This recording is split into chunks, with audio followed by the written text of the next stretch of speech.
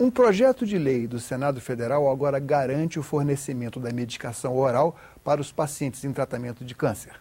Para falar sobre esse tema, convidamos o médico Anderson Silvestrini, presidente da Sociedade Brasileira de Oncologia Clínica.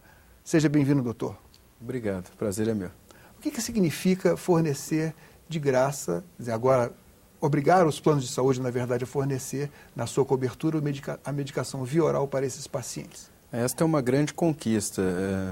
Hoje, cerca de 25% dos tratamentos de câncer no mundo são orais. E a perspectiva é que nos próximos 20 anos, cerca de 80% sejam orais. Então, nada mais justo que esses pacientes recebam o tratamento mais adequado para a sua patologia, independente da via de administração. Nós, oncologistas clínicos, a gente acredita que a via de administração é apenas um meio de acesso ao medicamento. Então, qualquer droga direcionada ao câncer deve ser coberta pelos planos de saúde. Então, na verdade, isso representava uma falha e onerava também a saúde pública, onerava o SUS, porque, na verdade, mesmo a pessoa tendo uma cobertura de um plano de saúde privado, não recebendo a medicação via oral, o que acontecia? Corria para o SUS? É verdade. Como os planos de saúde não tinham essa obrigatoriedade de cobrir o tratamento oral, acaba que esses pacientes entravam com mandatos liminares, fazendo a questão da judicialização da saúde, ou mesmo iam para os serviços públicos que também fornecem os medicamentos orais, alguns deles, e acaba que isso acaba que onerava o sistema público de saúde. Esse é um projeto da senadora Ana Amélia, do Rio Grande do Sul. Agora, potencialmente ele vai atingir que tipo de câncer? Quais são os portadores e se é possível quantificar quantos serão os beneficiados? Bom, a lista de medicamentos liberada pela ANS tem cerca de 37 drogas. Elas abrangem diversos tumores. Nós temos aí tratamento oral hormonal para câncer de mama, câncer renal, onde uma boa parte das terapias são orais, temos câncer de pulmão, leucemia. Então vai abranger diversos tumores, próstata também, bastante importante no nosso país. Agora, significa que esses planos de saúde, sendo obrigados a fornecer, eles poderão ser alvo de ações judiciais se não fizerem, não? Sim, agora é lei. Então, a obrigatoriedade do fornecimento está agora obrigatória. Então, acho que com isso garante ao paciente que ele tem de receber. Então, com certeza, eu acho que a lei tem que ser cumprida. Então, isso é um grande benefício para os pacientes. Bom, antigamente, quando se recebia a notícia de ter um câncer, era quase que uma sentença de que, o fim da vida está próximo. E hoje, apesar de ainda ser uma doença encarada com uma certa gravidade, evidente, mas o câncer já é tido como algo curável em muitos casos. É possível dimensionar esses avanços aqui no Brasil? Sim, claro. A primeira coisa que é importante o paciente ter em mente é o seguinte: quanto mais precoce o diagnóstico, maior a chance de cura. Então é importante que os pacientes façam seus exames de prevenção, as pessoas procurem o médico quando notar alguma alteração em seu corpo, que realmente eles procurem assistência médica para fazer o diagnóstico mais precoce possível. E quando a gente consegue fazer esse diagnóstico precoce, por exemplo, em câncer de mama, a gente chega a ter mais de 90% de chance de cura. Em câncer de próstata, a mesma coisa. Infelizmente, com tumores mais avançados, a chance de cura é menor. Mas hoje a gente consegue, inclusive, proporcionar um aumento da sobrevida desses pacientes e com bastante qualidade de vida por viver anos com a doença, mas controlada. Então, realmente, a gente traz grande benefício para o doente hoje. E, na sua opinião, qual foi o avanço mais significativo no combate ao câncer nos últimos 10 anos? Bom, a gente pode citar o programa do governo contra o tabagismo. Da década de 90 para cá, o número de tabagistas caiu de 32% para 16%, quase 50%. Este foi um grande benefício, ou seja, o tabagismo é responsável por 30% das mortes por câncer. Então, isso é um grande avanço que o Brasil teve. Quando você fala em diagnóstico, a gente teve alguns avanços também, como o exame de PET-CT, que para algumas patologias bem indicada, ele ajuda a você avaliar melhor a doença e a resposta à doença e selecionar melhor os pacientes que têm indicação de cirurgia ou não. PET-CT é um exame de imagem. Isso, é um exame de imagem que o corpo inteiro. Sim, ele funde um exame de imagem com o exame da medicina nuclear. O tumor, geralmente, ele tem um metabolismo por açúcar maior do que as células normais do nosso corpo.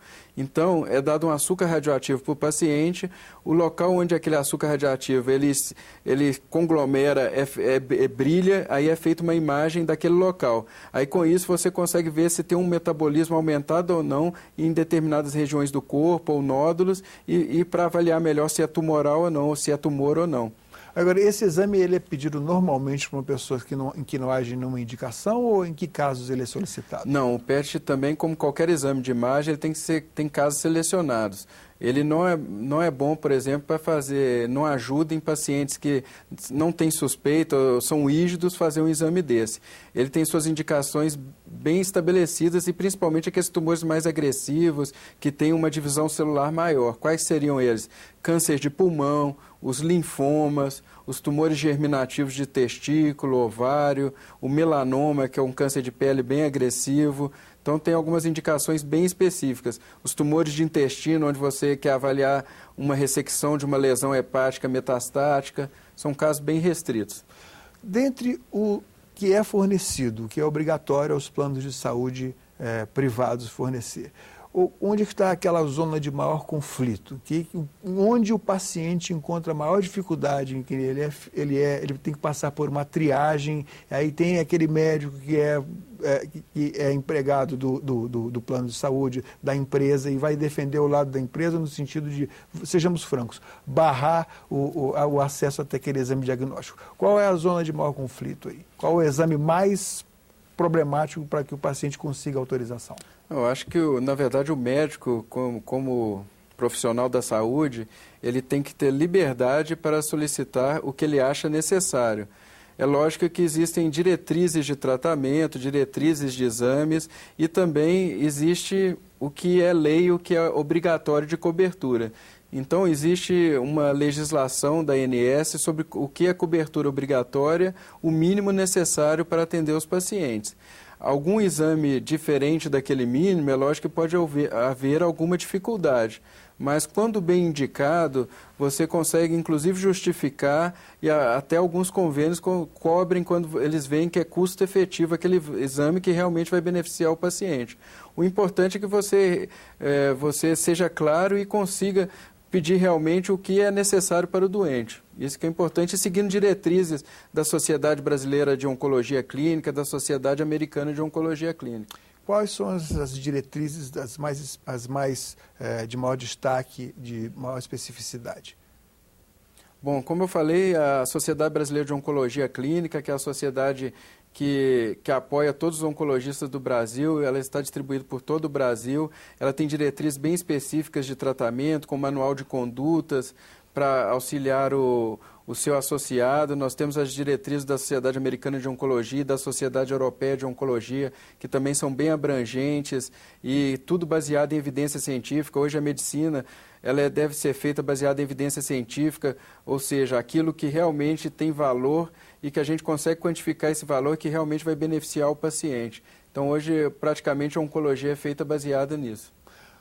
Com frequência, a judicialização, que é um fenômeno que o senhor citou anteriormente aqui, ela é vista em alguns casos quando o paciente, na ânsia de curar a si próprio ou a um parente seu, recorre a alguma publicação, às vezes nem sempre científica, e vê que, nos Estados Unidos, na Europa, há uma terapia experimental tal, e recorre, entra na justiça para que o SUS, em geral, forneça aquela medicação ou que permita, às vezes, uma viagem ou que pague uma cirurgia. Em que casos isso tem sido mais frequente? Bom, a gente tem alguns momentos diferentes de judicialização. A gente tem a judicialização que ocorre por demora em registrar-se novos medicamentos que no restante do mundo já são aprovados para aquela indicação e são cientificamente comprovadamente eficazes. Isso ocorre? Ocorre. Isso é fato? Ainda é fato, ocorre. E a gente tem a judicialização também que ocorre por tratamentos experimentais. Aí o que tem que se ter em mente é o que não é registrado no país é considerado tratamento experimental ou o que a gente chama em inglês de off-label. Então, aí você teria que fazer um consentimento informado, ter tudo bem esclarecido para realmente o paciente fazer uso dessa terapia. O que ocorre também é que a cobertura do Sistema Único de Saúde para o tratamento do câncer, ela é diferente da cobertura do tratamento de saúde oncológico do sistema privado. Nem todos os tratamentos que chegaram ao sistema privado já chegaram ao sistema público. Então, isso acaba criando um gargalo também de acesso. Então, um outro problema da judicialização é esse. Às vezes o paciente tem a indicação de usar aquele novo medicamento, aquele medicamento já está registrado no país, já é comprovadamente eficaz, mas ele ainda não está nas diretrizes de tratamento do Sistema Único de Saúde. Então, essa é outra forma que ocorre a judicialização.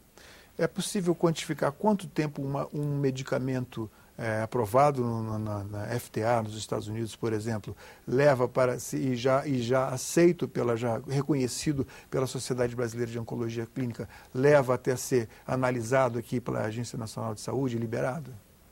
A agência responsável pela aprovação e registro de novos medicamentos é a Anvisa, e geralmente esse prazo tem demorado de 1 ano a 1 ano e meio para novos registros.